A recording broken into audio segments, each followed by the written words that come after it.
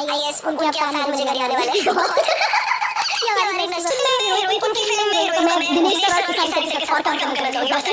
आप सबके नमस्ते बा। जो आप लोग क्लिप देखनी आ जाए, क्लिप है भोजपुरी एल्बम एक्ट्रेस यामिनी सिंह के।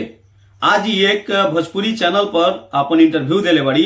वो पूरा इंटरव्यू में खेसारी भैया के जम के तारीफ के लिए बड़ी, जो देख के दिल खुश हो गई बा।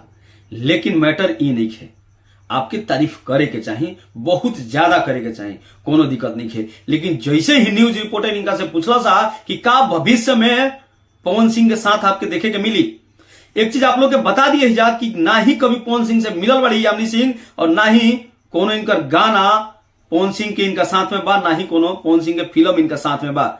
लेकिन इनका राय कर रहे पवन सिंह के ऊपर आपन आपन डफली आपन आपन राग। भोजपुरी में कुछ एक्टर बने, कुछ एक्ट्रेस बड़ी या सिंगर बने, इकुल बंद कर दलो। जो ना इंसान से यामिनी सिंह तू मिल ही नहीं हो, जो ना इंसान के तू जानता ही नहीं हो, वो इंसान पर तहार राय कैसे बन गई ए तरह के। कहत रही कि पवन सिंह के गाना अच्छा होला, और ओकरा आगे ही कह चाहत रही पवन सिंह अच्छा इंसान ना हवे, तब तक इनका डर हो गिला। और ये डर होखे के चाहिए, हम कहत नहीं डर होखे के चाहिए। तारा गलत डर ना भइला कि पवन सिंह के फैन गरियावे लगी लोग, गरियावे ना जुतियाहू लगी लोग। डर बनल रहे के चाहिए।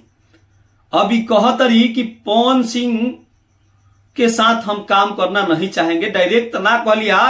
लेकिन जब रिपोर्टर पूछला सा कि का आप दिखाई देंगी, तो कहत रही हम जहां काम करते नहीं वही खुश बनी। अरे तू बहुत खुश रह, लेकिन जो अपन राय बना के, जो टारगेट बना के ये लोग बैठा था, देख के ये लोग के भी काबिलियत बा ना, काबिलियत बा एक्टिंग तारा भी हाँ काबिलियत जो ना भी नहीं खे, सब भी टारगेट फिक्स करके बैठल बड़ा सन कि पवन सिंह के या खेसारी लाल यादव के टारगेट करी और अपना तरफ पूरा भोजपुरी के आकर्षण खींच ली और व्यूज मिले लगी और लोग हमरा के देखे लगी हैं।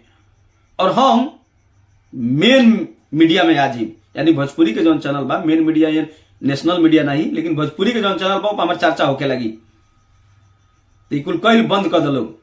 भोजपुरी में काम करते रहो, एक पहले बोलू है भोजपुरी में, आई बोले भोजपुरी में पहले तो एक के विरोध होके के चाहिए। और हमार टारगेट यह बा कि जितना स्टार गायिका सिंगर जितना भी बने भोजपुरी के बाद भोजपुरी में करस, यह हमार टारगेट बा। काम करी लोग भोजपुरी में, गाना गा के छिया लेदर करी लोग भोजपुरी के, अब बात करे कोई तो इंग्लिश आके झाड़ी लोग। बहुत बड़ घर जो है यामिनी सिंह इंग्लिश बोलते रहो, हिंदी बोलते रहो। आई नो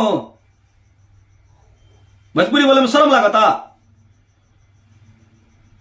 बहुत खराब लागेला। आप लोग के भी बुरा लागत हुई कि जब भोजपुरी में गांदा गाना गा के छिया लेदर करम, तो भोजपुरी के जो भाषा बा, जो बोल चाल वाला भाषा में कितना बढ़िया भाषा बा, रउआ जी, ये तो केहू के सुनाई के नहीं मिलत। खाली हई चटना हऊ चटना, ये कुल बस गाना हिसाब से लोग देखा था, जाना था कि भोजपुरी में ये कुल ये भाषा बा भोजपुरी के। लेकिन भोजपुरी के जो ओरिजिनल भाषा बा, दुनिया में कौन भाषा नहीं कैसन। कहा छोट बउआ कहाला, छोट लड़का के जी कहाला, अपना से बढ़ के जी कहाला। तो आप लोग ऐसा सब लोग के विरोध करी जा, भोजपुरी के बात करता लेकिन भोजपुरी में नहीं करत। एक सिंगर कहीं, एक्टर कहीं, या भोजपुरी के पितामह कहीं पवन सिंह, जौन हमेशा भोजपुरी ट्यूनिंग में बोले, भोजपुरी बोले की कोशिश कर, हर इंटरव्यू में भोजपुरी बोले। बाकी और कोनो एक्टर नहीं खा। खेसारी भैया बोलन वो भोजपुरी कबो कबो बोलेलन। अरे हम भोजपुरी से बने तो भोजपुरी बोलब नो, कम हिंदी जा रहा। आप लोग अगर बड़का बिहारी के साथ नहीं जा जुड़ल, तो भोजपुरी के बात करे वाला भोजपुरी के बेटा के साथ चैनल सब्सक्राइब करके जुड़ जाए जा। और वीडियो कैसा लागल लाइक कर दे जा, और कमेंट बॉक्स में अपन राय देल मत भूलम जा।